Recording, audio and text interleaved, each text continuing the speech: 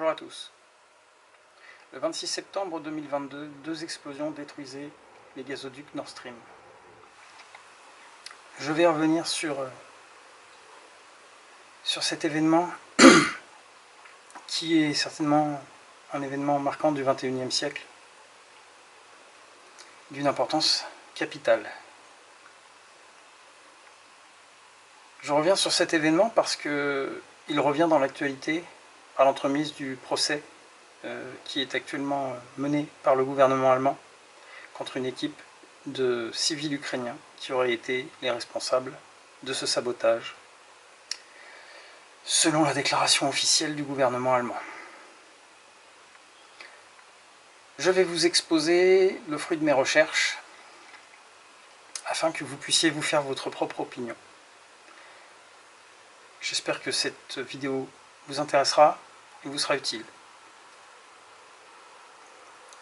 Je tiens également à présenter mes excuses sur mes probables innombrables hésitations et sur le fait aussi que je vais utiliser un prompt pour éviter de perdre le fil et d'oublier des détails importants. Voilà, c'est un exercice auquel je ne suis pas rodé et j'espère que vous serez indulgent vis-à-vis de mon amateurisme total. La première explosion a eu lieu à 2h03 du matin, le 26 septembre 2022, près de l'île de Bornholm. La seconde explosion a eu lieu à 19h03, soit 17 heures plus tard. Ce sont des éléments que je vous invite à garder dans un coin de votre tête, parce qu'ils participent à la compréhension de ce qui s'est réellement passé.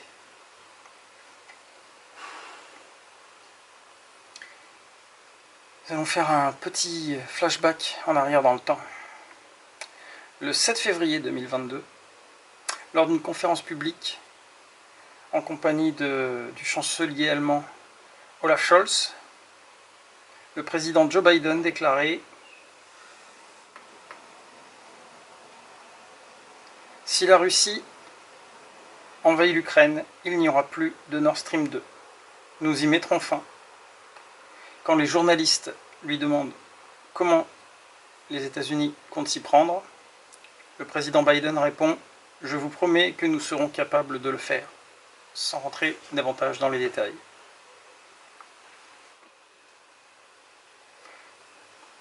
Du 5 au 17 juin 2022, l'OTAN organisait des grandes manœuvres maritimes en mer Baltique, réunissant 14 pays, dont bien sûr les États-Unis, l'Allemagne, la Norvège, la France et toutes les puissances navales majeures, la Grande-Bretagne également, en mer Baltique.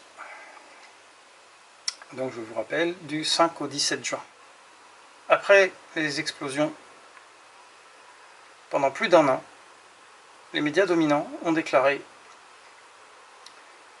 d'une voix unanime, ainsi que les politiques européens, que les Russes avaient saboté eux-mêmes leur propre gazoduc. Seuls quelques médias indépendants ont eu le courage de dénoncer l'improbabilité et probablement l'infaisabilité de cela. Plusieurs choses permettent de dire qu'il est très peu probable que des Russes aient pu saboter leur propre gazoduc. D'une part parce qu'ils n'en avaient pas la nécessité, que ce gazoduc leur avait coûté plusieurs dizaines de milliards d'euros, et qu'ils n'avaient qu'à simplement fermer les vannes, en attendant que la situation géopolitique change, pour pouvoir revendre du gaz d'ici plusieurs années, dans l'avenir, aux pays européens. Les arguments qui étaient avancés par les médias à l'époque étaient que les Russes avaient fait ça pour provoquer une montée en tension, pour faire monter le prix du gaz, etc. Nous remarquerons quand même que, étrangement, le gazoduc qui passait, et qui passe d'ailleurs toujours par l'Ukraine, lui, n'a pas explosé. Alors que ce gazoduc passant par l'Ukraine, la Russie, malgré qu'elle soit en guerre avec l'Ukraine, verse des intérêts, des droits de passage à ce gazoduc. Donc si elle avait voulu mettre l'Ukraine en difficulté tout en faisant monter le prix du gaz, il aurait été beaucoup plus simple pour la Russie de saboter ou simplement de fermer ce gazoduc, ce qu'ils n'ont pas fait. C'est-à-dire qu'ils sabotent un gazoduc qui viennent juste de terminer de construire, qui est à un endroit sous surveillance constante de l'OTAN, nous allons y revenir, alors qu'il était beaucoup plus simple pour eux de saboter le gazoduc qui passe par l'Ukraine et où les soldats russes étaient déjà déployés, tant qu'à saboter, et ce qui aurait pénalisé financièrement l'Ukraine. C'était plus simple et, d'un point de vue stratégie militaire, de couper une partie des ressources de la Russie était plus intelligent. Donc ensuite, pourquoi techniquement il était pratiquement impossible que les Russes aient saboté Nord Stream sans que l'OTAN le remarque, c'est que le secteur de l'île de Bornholm est le secteur maritime le plus surveillé au monde par l'OTAN. Autant sur le plan aérien que maritime que sous-marin. Il y a des sous-marins qui naviguent, il y a des bornes, des balises de détection partout à cet endroit, des sonars. Enfin, c'était impossible qu'un commando russe puisse venir détruire ce gazoduc alors que l'OTAN était en alerte maximum puisque la Russie avait envahi depuis peu l'Ukraine. C'était extrêmement improbable. Le 8 février 2023, le journaliste d'investigation Seymour Hersh, figure majeure du journalisme d'investigation américain, a sorti un article sur son Substack où il disait que selon des sources fiables qu'il ne cite pas, bien sûr, les journalistes ne citent pas leurs sources, surtout dans ce contexte, il s'agissait d'un sabotage réalisé par des unités américaines durant les manœuvres dont je vous ai parlé précédemment, les manœuvres Baltop 22 de l'OTAN, quelques mois auparavant, à peine 4 mois auparavant.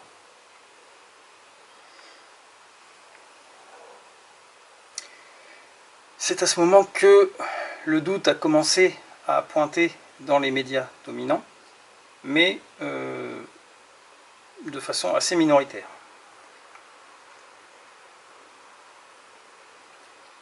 À partir de 2023, l'Allemagne, sous la pression publique liée à l'effondrement économique de ce pays à cause du manque de gaz, a lancé une enquête.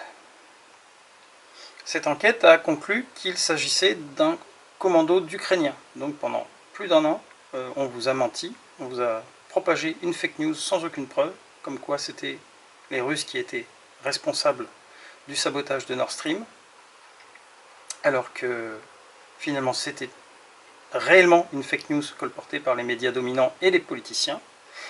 Emmanuel Macron, Ursula von der Leyen, le ministre des Affaires étrangères, le ministre de la Défense, les journalistes de plateau, le général Goya, le général Yakovlev, qui sont tous deux des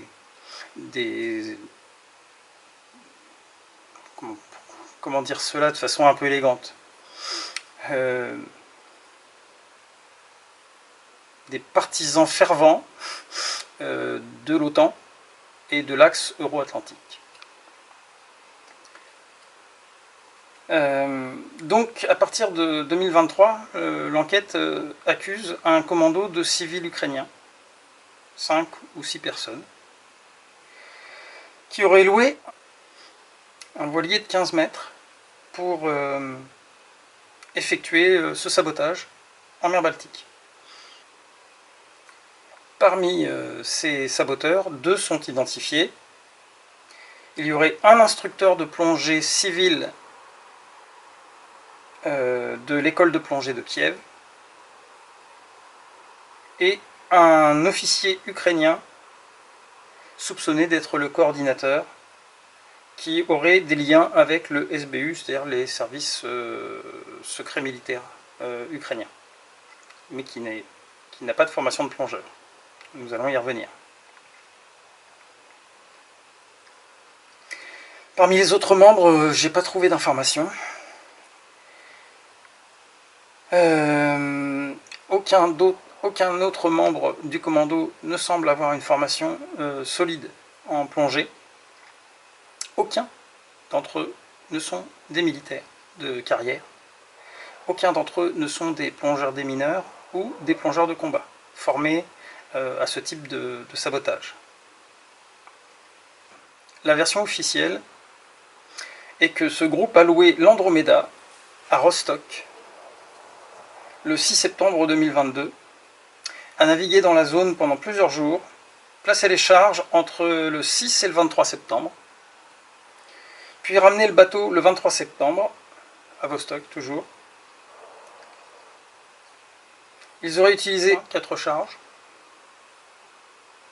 de 14 à 27 kg chacune, de HMX, un explosif très puissant, militaire, extrêmement rare et extrêmement surveillé. C'est objectivement, même les terroristes ont énormément de mal, les réseaux terroristes les plus organisés ont énormément de mal à se procurer ce type d'explosif, qui est vraiment l'explosif militaire parmi les plus surveillés. C'est pas du C4, c'est pas du TNT. Voilà. Les 2 explosions, donc celle de 2h03 du matin et celle de 19h, ont provoqué des relevés sismiques. Des relevés sismiques d'une puissance entre 1,8 et 2,3 sur l'échelle de Richter. Pour provoquer ce type de relevé sismique avec des explosifs, cela représente une charge, un équivalent TNT en charge, pour celui d'1,8 d'environ 500 kg, et pour la seconde explosion, entre 750 et 1100 kg d'équivalent TNT. Le HMX étant environ 1,7 fois plus puissant que le TNT, cela représenterait des charges pour la première explosion d'environ 300 kg et pour la deuxième explosion d'environ 600 kg. Je vous laisse réfléchir. La version officielle parle de 4 charges de 14 à 27 kg, soit entre 56 et 108 kg de HMX. Les charges qui sont annoncées dans la version officielle de 108 kg maximum sont tout simplement pas crédibles. Alors maintenant, nous allons nous intéresser à la pose elle-même des explosifs, et donc à la plongée, aux conditions climatiques, et à la faisabilité,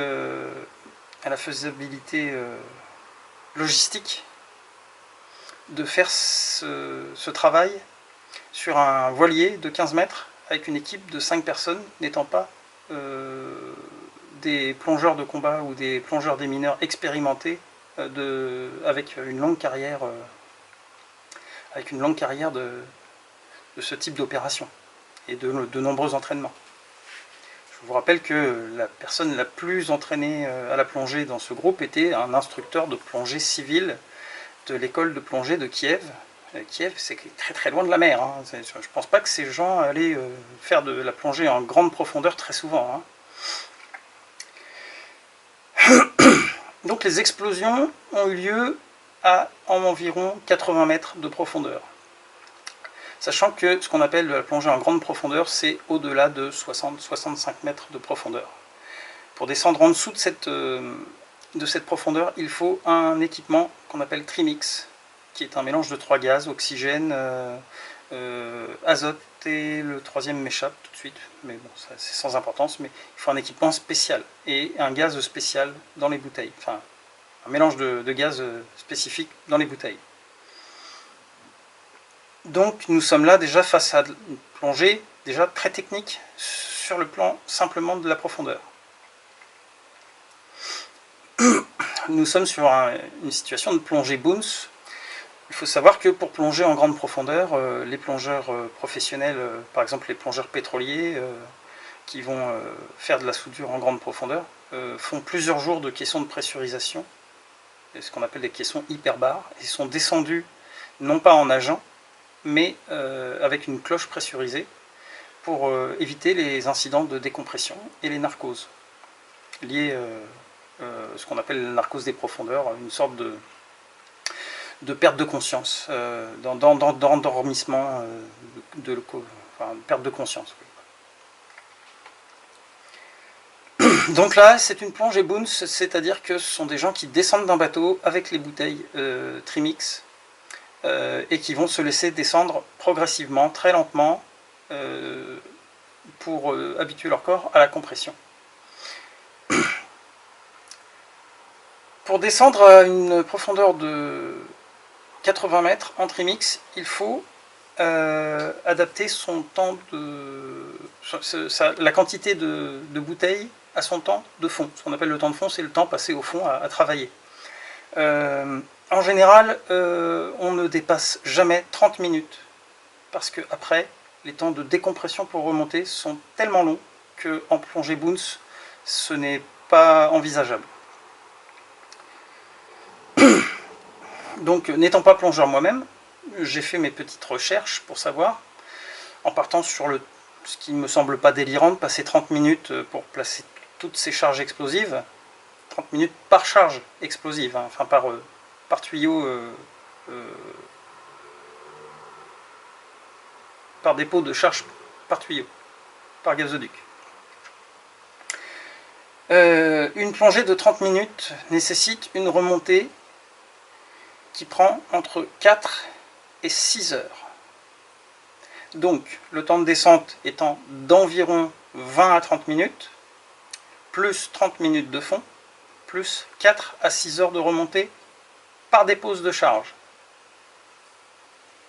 Normalement, pour faire ce genre de choses, il faut être au minimum 2 par souci de sécurité. Nous voyons que dans l'équipe, il n'y a qu'un seul plongeur expérimenté, mais pas pour ce type de travail. Donc, pour descendre 30 minutes en trimix en fond, j'ai encore une fois fait mes recherches, il faut embarquer environ 100 kg de bouteilles. Donc je vous laisse imaginer, le gars, à ses 100 kg de bouteilles, doit passer la petite échelle qui descend à l'arrière du bateau, avec le matériel,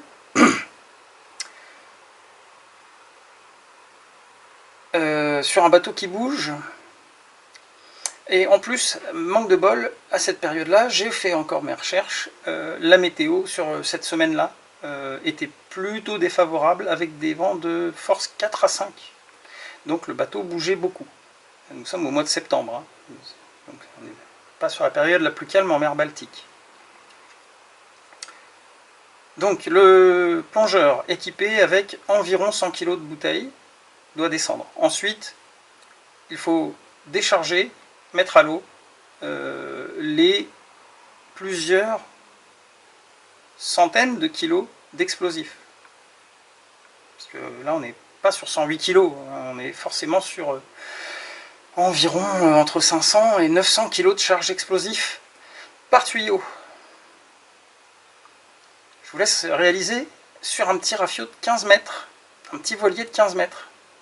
Alors pour descendre, il faut en fait tendre un câble jusqu'au fond et puis on fait descendre les charges pour que les plongeurs ensuite descendent le long de ce câble, puisqu'il fait un noir absolu, passer quelques mètres dans l'eau, et retrouve les charges, parce que si vous les balancez comme ça dans l'eau, les plongeurs ne peuvent enfin, on va avoir énormément de mal à les retrouver, puis de toute façon, ça va être extrêmement compliqué de les déplacer après. Hein.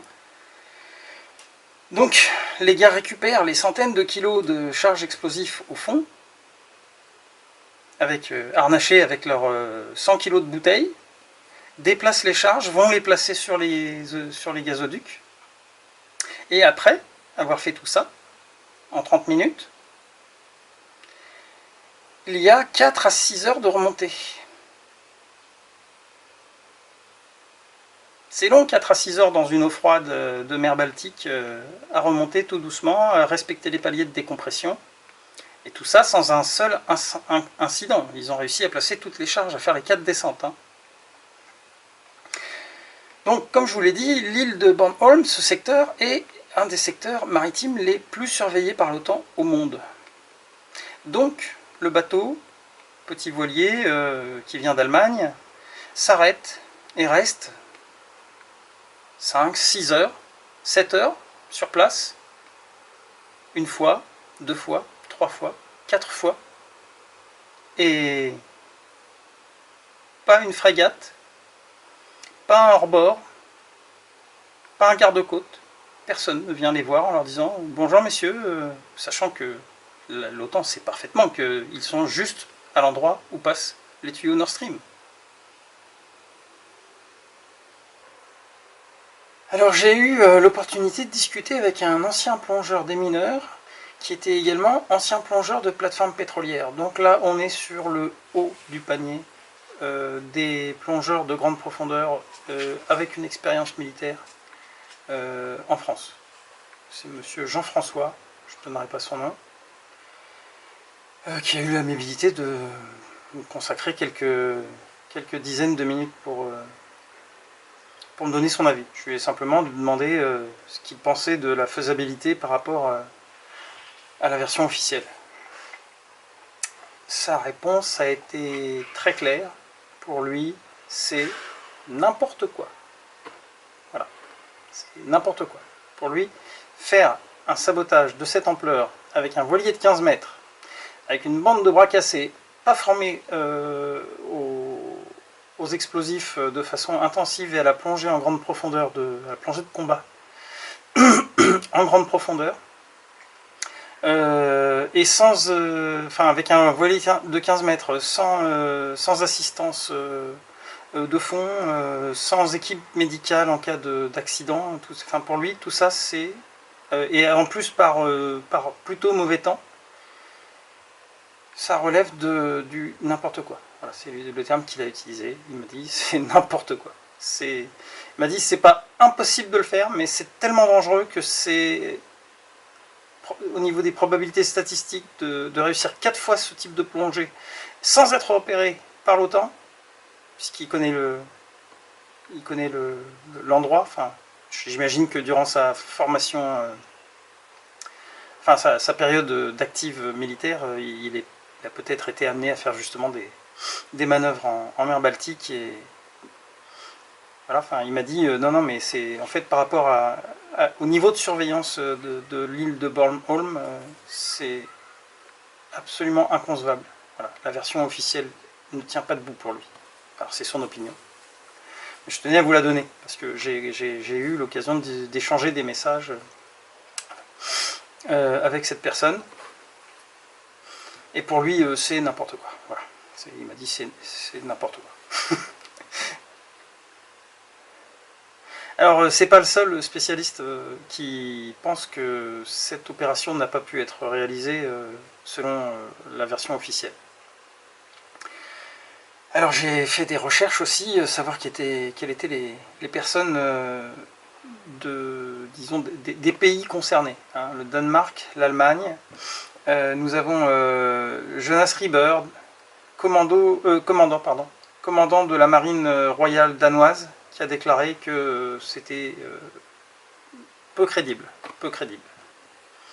Nous avons Jacob Karsbo, excusez-moi, c'est pas facile à dire, un autre Danois, ancien analyste du renseignement, qui pense également que cette version n'est pas crédible.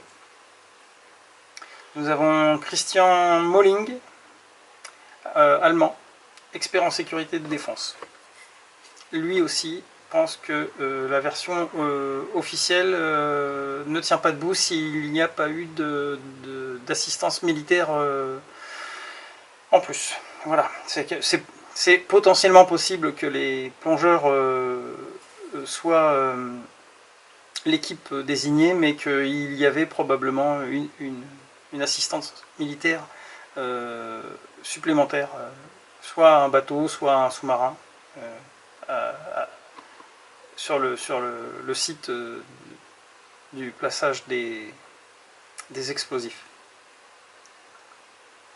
Et dans ce cas-là, on se dit bah, pourquoi utiliser dans ce cas un voilier, enfin, pourquoi ne pas faire directement l'opération par le navire militaire et par une équipe militaire. Voilà.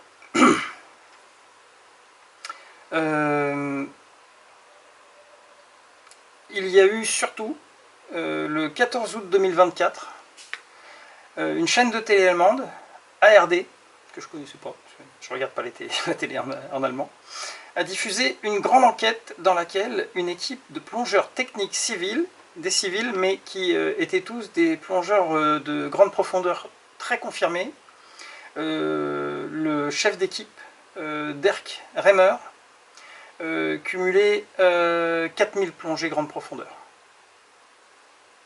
4000. Ça va. Ils ont repris le bateau, puisque c'est un voilier de location. Donc ils ont loué le bateau, et ils ont reproduit exactement ils ont fait une reconstitution fidèle de la version officielle en la filmant. Donc il y avait toute une équipe de plongeurs, plus une équipe de cinéma, pour filmer. Et en fait, l'intégralité de l'équipe a été d'accord pour dire que la version officielle était très très douteuse. Voilà. Qu'une équipe de plongeurs amateurs, dont un seul avait une expérience de la plongée en grande profondeur et sans formation militaire, ait réussi à faire ça, pour eux c'est peu crédible. Et Dirk Reimers a déclaré concernant l'Andromeda, le voilier: je l'utiliserai pour partir en vacances, mais pas pour une mission de sabotage. Voilà. Donc l'équipe a conclu que l'opération était très difficile et dangereuse. Je pense avoir fait le tour des informations que j'avais à vous communiquer. Je vous laisse vous faire votre propre opinion. Moi personnellement, j'ai dès le début pensé qu'il s'agissait d'un sabotage mené par,